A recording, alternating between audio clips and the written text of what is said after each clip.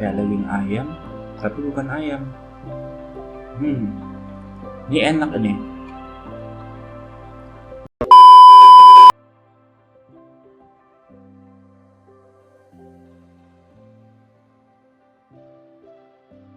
Halo. Hai. Hai. Hari ini kita akan melakukan food challenge. Nah, di dalam Alkitab ada beberapa kali tertulis mengenai makanan yang dipantang untuk dimakan karena alasan tertentu. Dan sampai sekarang masih menjadi perdebatan apakah makanan itu sebenarnya boleh dimakan atau tidak. Nah, food challenge kali ini kamu akan mencoba beberapa makanan yang akan kami sajikan. Dan tebak, makanan apa itu? Menurut kalian, apakah makanan disajikan tergolong makanan yang dipantang untuk dimakan atau tidak? Ya. Kamu siap? Ready. Siap. Siap. Thank you. Saksang kayaknya sih. Saksang. Saksang. Saksang adalah masakan khas Batak yang sangat populer yang biasanya terbuat dari daging babi, anjing, kerbau yang dicincang dan lalu dimasak dengan rempah-rempah, santan, dan menggunakan darah hasil sembelihan hewan tersebut. Ataupun bisa dengan olahan rempah biasa tanpa menggunakan darah. Dahulu sih diharamkan pada zaman perjanjian lama. Tapi ketika perjanjian baru, ketika Tuhan sudah datang, Tuhan Yesus, itu makanannya tidak diharamkan lagi. Jadi semuanya boleh makan.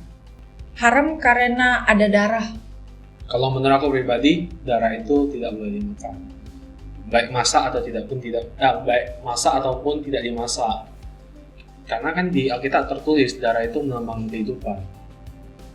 Ya pun di Alkitab ada tulis segala sesuatu itu baik boleh kita makan, tapi yang berkali-kali sih ada beberapa ayat yang menuliskan darah itu kehidupan, janganlah dimakan. Saksang yang diolah dengan darah kadang oleh beberapa pihak itu diharapkan karena di dalam Alkitab ada tertulis di kitab Imamat pasal 3 ayat 17, inilah suatu ketetapan untuk selamanya bagi kamu turun-temurun di segala tempat kediamanmu. Janganlah sekali-kali kamu makan lemak dan darah. Nah, karena alasan itulah makanya saksang yang diolah dengan darah itu ditantang untuk dimakan.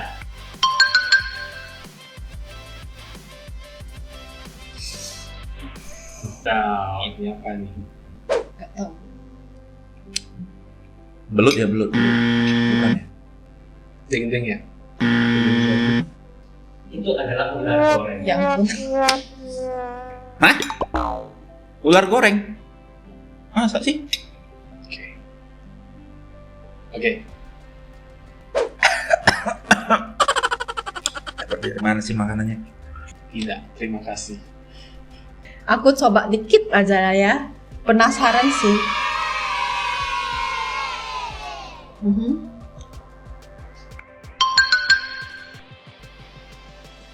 Ini. Kayak karet gini ya? Ini makanan atau karet ban ini? Gak tahu apa ini. Enak kan ya? Bebek ya? Gak tahu sih, tapi aneh. Mungkin. Pasti bukan ayam. Itu adalah biawak. Wah! Biawak! Oke. Oke, biawak. Dipantang. Kenapa? Karena di dalam Imamat ya kalau nggak salah ada dijelaskan, saya nggak tahu ayat berapa, tapi dijelaskan kalau untuk yang segala ikan yang tidak bersisik, segala yang hewan yang melata gitu, terus kulitnya yang gimana ya, kayak belurik-lurik gitu, itu katanya haram sih, nggak boleh pantang. Dalam kita tidak. Kelihatannya nggak pantang, cumanya nggak gitu untuk dimakan ya, bukan sebuah makanan gitu. Kedua makanan tadi, ular dan biawak, sebenarnya beberapa kalangan memperdebatkan bahwa ini dipantang untuk dimakan. Oke. Karena di dalam Alkitab, di kitab Imamat pasal 11 ayat 23 tertulis, selainnya segala binatang yang merayap dan bersayap dan yang berkaki 4 adalah kejijikan bagimu. Binatang yang merayap contohnya seperti kadal, cicak, biawak, ular, komodo, dan sebagainya. Nah, karena alasan itulah maka kedua makanan itu dilarang dimakan. Paling suka yang nomor 1 aja. Yang paling suka itu yang saksang. Saksa. Yang tidak suka tadi yang nomor 3. Nggak suka. Sebenarnya dua-duanya ya, ular sama biawak. Yang paling gak suka ya biawak sih, biawak. Masalah relevansi pantang atau enggak ya tergantung pribadinya sih menurut aku. Kadang ada juga beberapa aliran agama gitu yang membuat makanan itu menjadi pantang. Mungkin kalau bagi orang Yahudi ya masih pantang gitu, tapi bagi kalau umat yang Kristen mungkin mereka tidak memantangkan lagi, atau ada juga mereka memantangkan itu karena alasan medis seperti alergi atau apa begitu. Itu sih. Setahu saya, aku lupa sih kisah tentang apa, tapi ada yang kayak Tuhan memberikan mimpi ke siapa ya? Pokoknya ada tertulis kayak ketika dia dihidangi makanan terus Tuhan kasih dia mimpi. Maksudnya segala sesuatu itu ya boleh dimakan. Ya intinya, setahu saya di Perjanjian Baru itu segala sesuatu makanan boleh dimakan kecuali darah, karena darah itu ya melambang, berkali-kali dituliskan itu melambangkan kehidupan gitu. Kayaknya nggak ada ya. Kalau kita bisa memilih, kenapa enggak gitu? Makanan yang boleh kita asup atau enggak, ya bebas saja sih kita pilih. Kalau bagi saya, yang menurut kamu baik, ya udah makan aja. Tapi kalau yang menurut kamu nggak baik, mohon untuk tidak dimakan. Kalau bentuknya lucu aku makan. Kalau bentuknya ganas atau menjijikan tidak makan. Kalau sudah tahu ada yang tidak boleh dimakan ya mungkin nggak makan.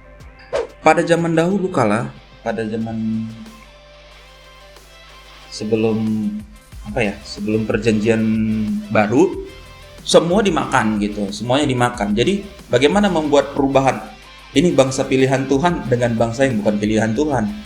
Nah itu, jadi ketika itu ya Tuhan memberikan rule seperti itu. Apa yang boleh dimakan, apa yang boleh tidak makan.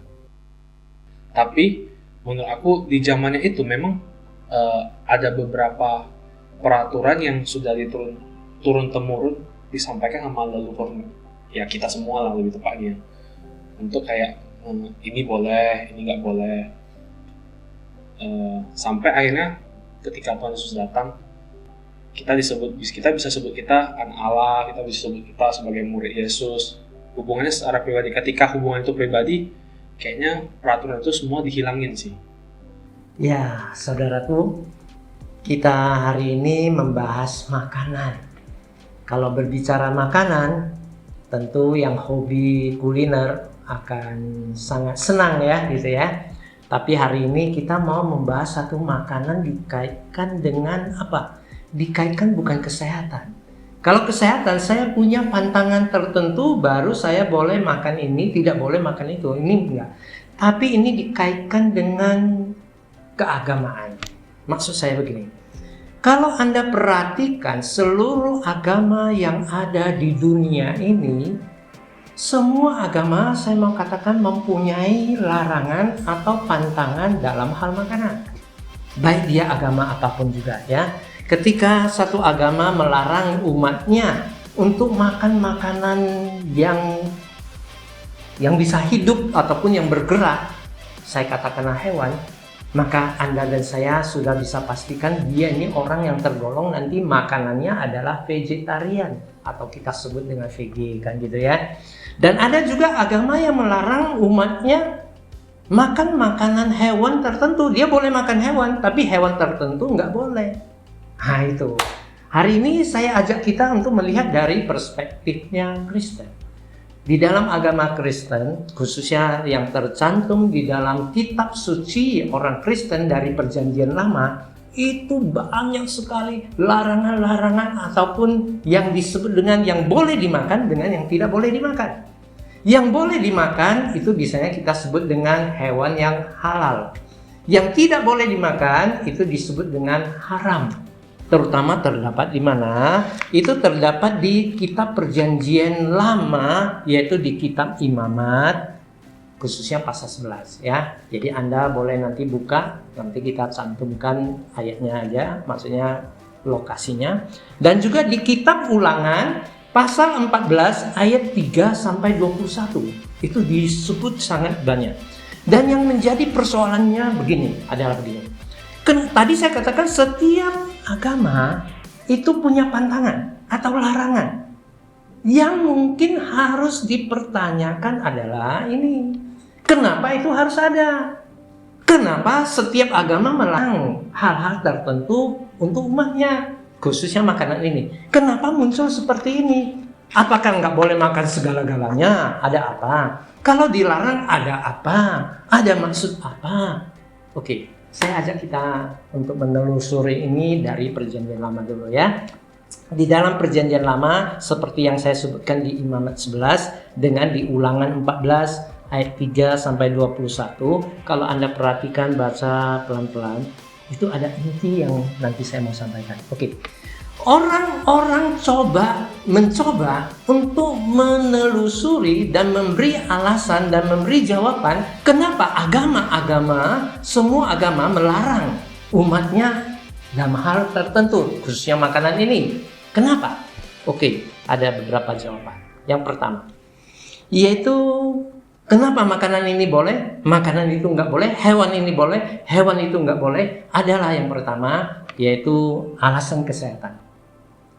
Dan ini para ahli sepertinya juga meneliti, terutama ahli kesehatan atau ahli makanan meneliti, dikatakan bahwa hewan-hewan yang dilarang oleh agama itu kebanyakan adalah hewan-hewan yang memang mudah sekali membawa bibit penyakit dalam tubuhnya. Sehingga bagi yang mengonsumsi ini, itu akan membahayakan kesehatan dia. Jadi menurut para ahli, alasan adanya yang halal boleh dimakan dengan haram nggak boleh dimakan itu karena alasan kesehatan. Yang kedua yaitu alasan kenapa ini boleh dan itu tidak boleh. Yang tidak boleh menurut para ahli yang meneliti agama-agama kuno ataupun agama-agama yang lain, mereka mengatakan bahwa itu berkaitan dengan hewan-hewan tertentu yang dipersembahkan oleh agama-agama yang dianggap sesat. Jadi hewan seperti inilah yang sering dipakai oleh agama sesat ini, itulah yang tidak boleh dilakukan oleh agama yang lain. Jadi itu dilarang. Itu yang kedua. Yang ketiga, alasan ketiga adanya larangan seperti ini itu karena apa? Karena disebut sebagai simbol atau saya katakan dengan istilah satu tanda khusus. Dari sinilah saya mengajak kita untuk mengembangkan satu penjelasan kenapa di Perjanjian Lama dilarang itu. Kalau Anda memperhatikan yang tadi saya sebut di Imamat dengan yang di Ulangan itu, Anda baca, Anda akan perhatikan dengan teliti. Dikatakan di sana, ini haram, ini jijik bagimu, tidak boleh kau makan karena kau ketika makan akan membuat dirimu menjadi tidak kudus atau najis. Bahkan bangkainya itu akan membuat engkau najis ketika engkau menyentuh. Jadi maksudnya begini. Maksudnya ini adalah makanan-makanan khusus yang memang dilarang karena makanan ini menurut agama kita orang Kristen yang di dalam catatan Perjanjian Lama menyatakan ini memang bisa membuat engkau tidak kudus, membuat engkau menjadi najis atau sesuatu yang memang membuat satu pengaruh terhadap umatnya sehingga umatnya disebut tidak kudus. Kenapa itu? Karena Tuhan katakan engkau harus kudus, engkau harus tidak najis, engkau harus bersih karena Tuhan yang kamu sembah itu kudus. Jadi satu hal lagi yang saya mau jelaskan begini.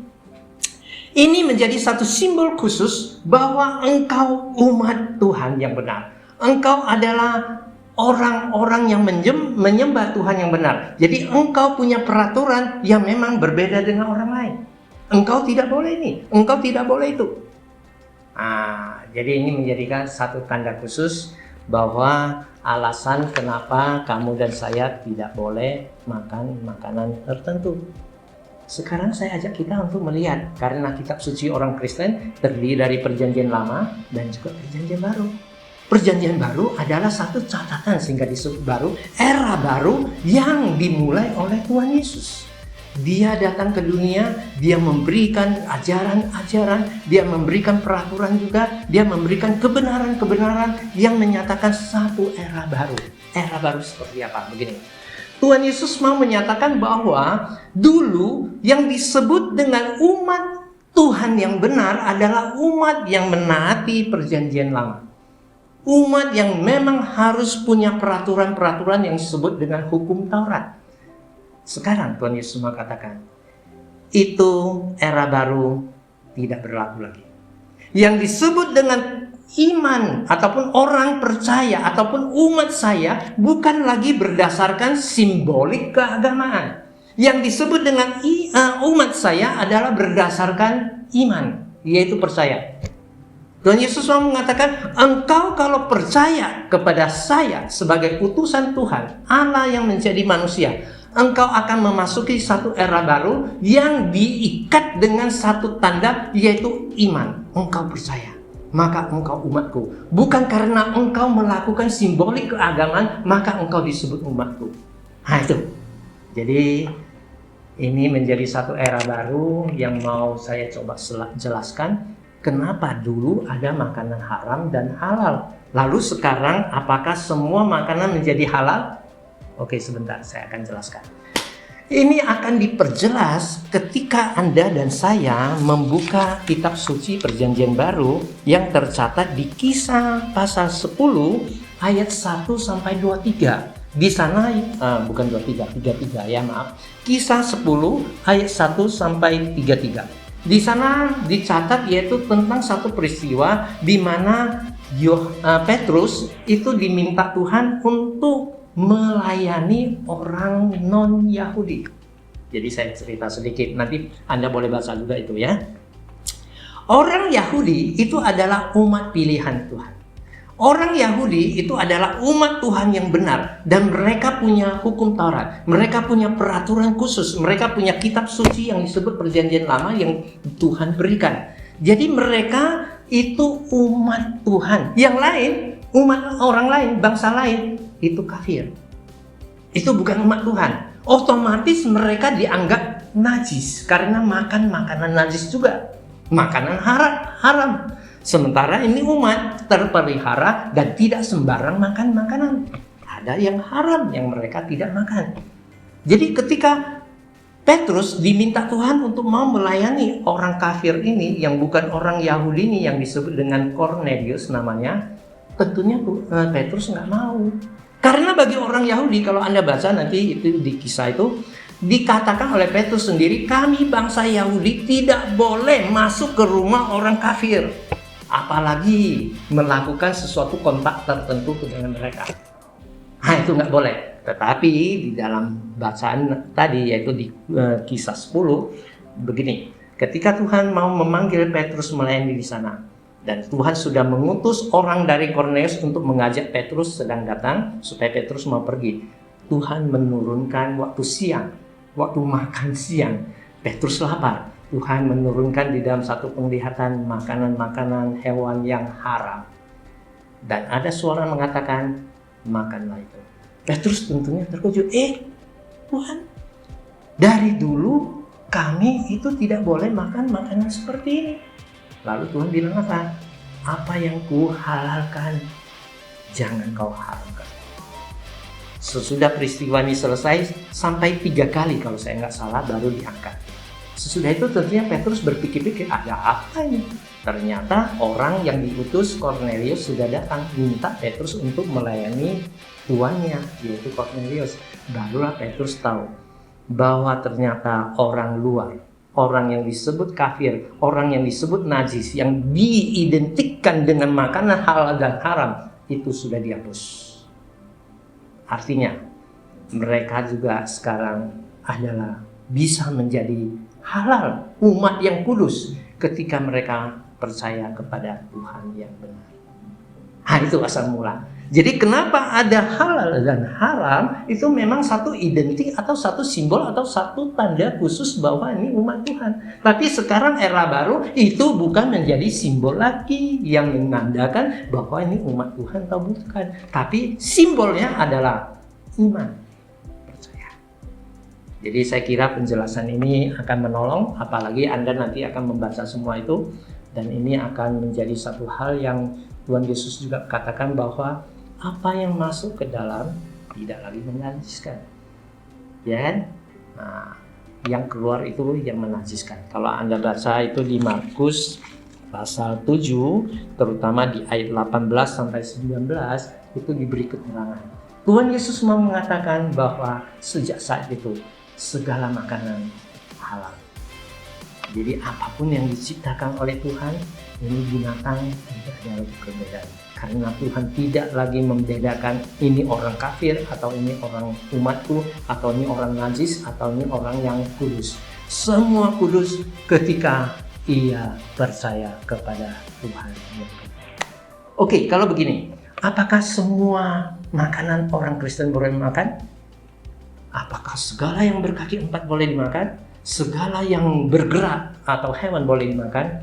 Nampak-nampaknya ada hal yang saya perlu tambahkan. Kalau kita akan mau mengetahui itu dalam hal ini untuk menjaga kekudusan kita atau menjaga satu hal yang masih spesifik dari orang Kristen, para rasul membuat satu aturan yang terdapat di dalam Kisah 15. Ya, saya bacakan untuk kita untuk sebagai penutup. Kisah 15. Kisah para Rasul 15 ayat 18 sampai ayat 21. Ya, saya bacakan. Yang telah diketahui dari sejak semula. Sebab itu aku berpendapat bahwa kita tidak boleh menimbulkan kesulitan bagi mereka dari bangsa-bangsa lain atau bangsa-bangsa yang belum mengenal Tuhan, yang mau berbalik kepada Tuhan, yang mau percaya kepada Tuhan. Tapi kita harus menulis surat kepada mereka supaya mereka menjauhkan diri dari makanan yang telah dicemarkan berhala-berhala. Nah, itu. Yang kedua, yaitu menjauhkan diri dari makanan, dalam hal ini percabulan. Percabulan artinya ada satu ibadah atau ritual yang memang termasuk di dalamnya perzinahan, ya, percabulan. Dan dari daging binatang yang mati dicekik, dan dari darah. Jadi ada hal yang memang sebagai orang Kristen bahwa darah itu memang, saya akhirnya percaya itu memang dilarang. Ya, memang ada perdebatan sih, tapi ya kita memegang itu. Segala boleh dimakan, dan yang menjadikan saya umat khusus adalah ini. Amin. Mari kita akhiri ini dengan satu pengertian baru. Ketika aku percaya, maka aku adalah umatnya, bukan lagi melakukan simbolik keagamaan. Terima kasih. Tuhan berkati. Hai, Sobat Dogmapedia. Like, subscribe, and comment channel ini. Jangan lupa nantikan video-video berikutnya. Mohon dibantu ya. Tuhan Yesus memberkati.